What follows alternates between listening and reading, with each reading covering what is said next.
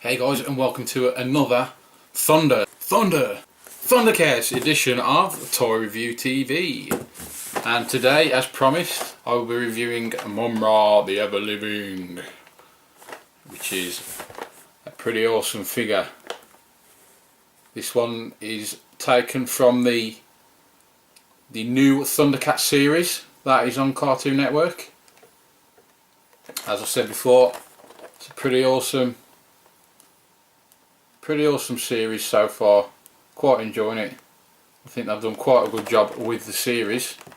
If you think any different, if you don't like it, let me know in the comments box. There's the snap tag that you can download. Front of the packaging has a Mumm-Ra displayed there with his name tag running across the bottom. And then we'll see inside we have this gold piece which rests on his arm, and also we have a 2-section sword that he holds which snaps together,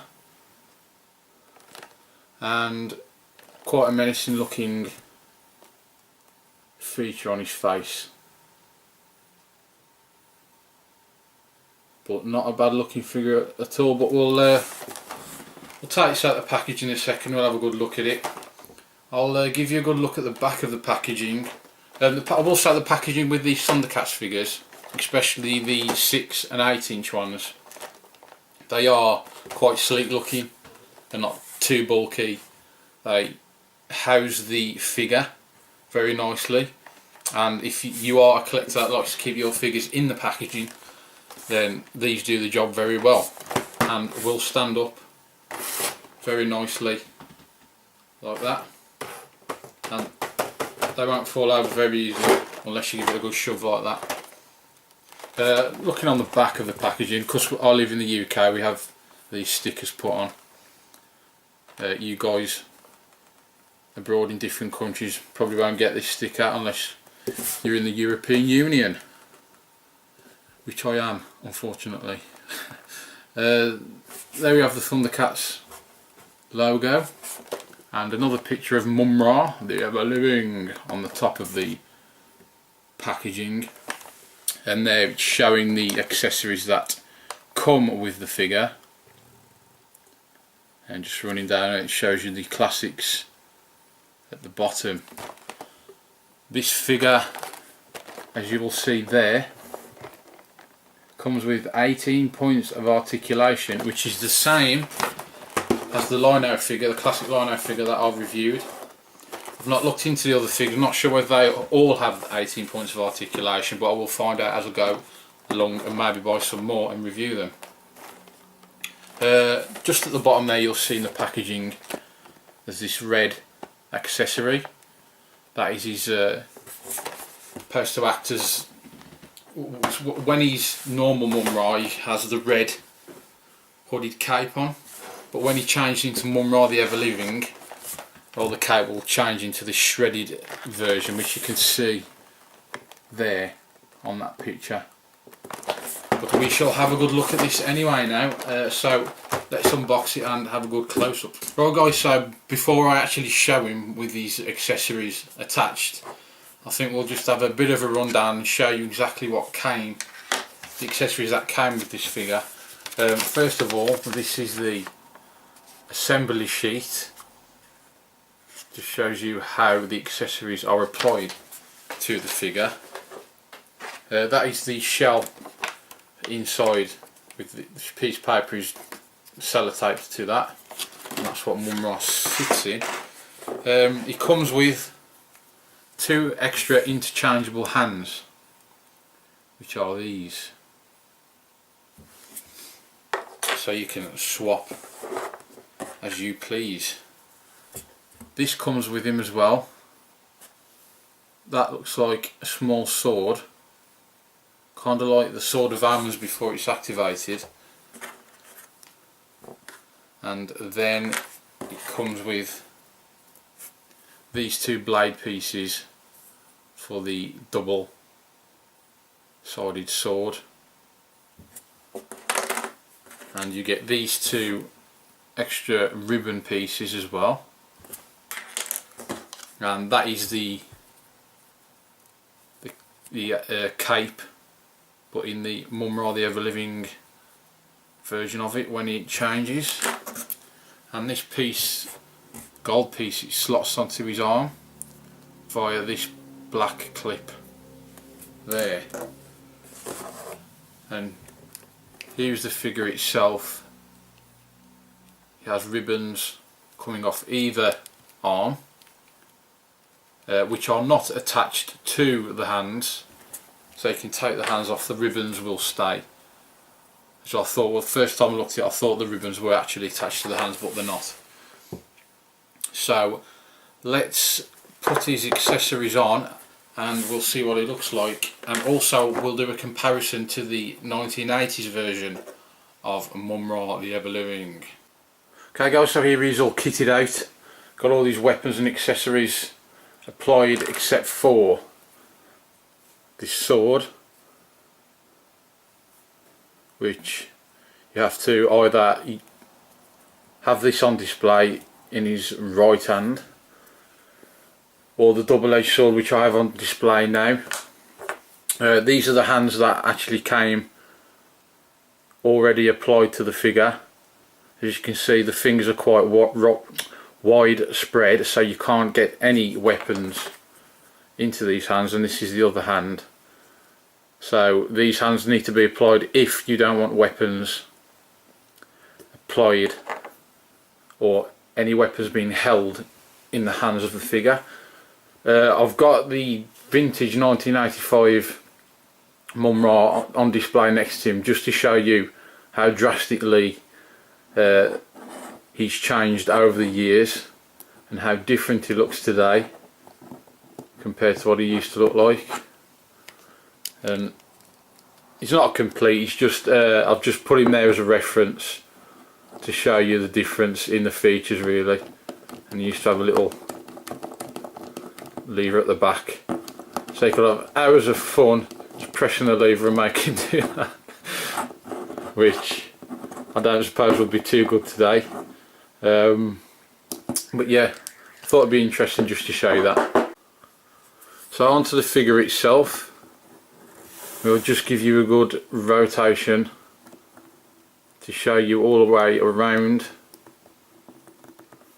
the figure itself. The one thing that I don't like about this figure is where the paint applications are to the midsection. You'll see it's a bit sloppy, it's not well applied at all. It doesn't look very good. There it looks quite uneven, but I think that's pretty much the only thing that I don't really like about this figure, is that ribbon section there. The extra ribbon pieces that come with this set are applied to the side of the face. This helmet is an integral part of the figure itself. It's what you slot the cape section in, you'll see there the two nodule sections that stick up. This will press onto that and secure, and then while you still have the helmet off, these push into the side and the helmet will push on then and basically secure all of that to the head. So it's a very important part of this. Okay, I'm working down the figure. This section across the neck area is painted, and the chest section there is also painted red, black and gold. These gold bands on the arm are loose but cannot be removed, and on the arms we have ribbons that are permanently attached to the wrist area. A lot of gold on this figure, quite a lot of gold paint taps. Here is the double-edged sword there, which just sits in the hand quite nicely. You'll see that the thumb actually overlaps the fingers, so to get the sword in, all I do is loop it round, and here is the sword, and it just slots together there. So quite an easy assembly for the sword. And then this section just clips onto the arm, as shown before, with the black clip. So very easy, just clip straight off. And that is gold moulded, no paint apps on that, it's just completely moulded. And mirrored on this side as well, the arm exactly the same with the ribbon that comes off and this loose gold band. And then down to the legs, it's articulated in two places, lower and upper knee section, and also the top of the thigh swivels and moves, and also the ankle joint is articulated as well. So there are 4 points of articulation on on each leg. The arms will obviously move the wrist, because the hands will just snap out of the joint with the means of a ball joint, and that is how it is applied into the wrist section. And it's as easy as, quite stiff to start with, but you don't want them too loose anyway. So yeah, you can move the wrist. It's also articulated there just above this gold band section, and then at the elbow joint, and then just above the bicep section as well, and then the shoulder. So 1, 2, 3, you've got 5 points of articulation on each arm. And then the head will move, not great movement on the head saw, but you can move it left and right just enough so it does its job. And the figure will also rotate at the waist, not a complete rotation, but like I say, like with the head, just enough really to display it in various poses. It's quite loose at the ankles. If you just tilt it forward, it just falls. So I'm not sure whether this is the same with all of them or mine, but as it's come out of the same mould, then I would have thought the actual ankle joints would be the same as this one. So it's a bit difficult to get him to stand, but once he's there, it's not too bad, unless you just knock him and then he's falling over again. So that's not too good at all. So yeah, not a bad figure all in all, guys. It does look pretty awesome, and his facial expression is quite menacing compared to his old friend there, who's getting on in age now, just like me. Okay guys, so for the rating of this figure, for playability, I will give it an 8. It does have quite a few accessories to keep you occupied whilst playing, but not any super duper features like our friend here with the super duper arm action. Yay!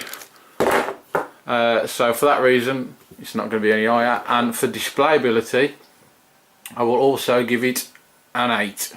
It looks pretty awesome on display, but can be a bit of a nightmare to get him to stand in a position due to his ankle joints. Okay, so that's it for this ThunderCats review, guys. I hope you all enjoyed it, and please rate, subscribe and comment, as all your feedback is much appreciated. So until next time guys, take care.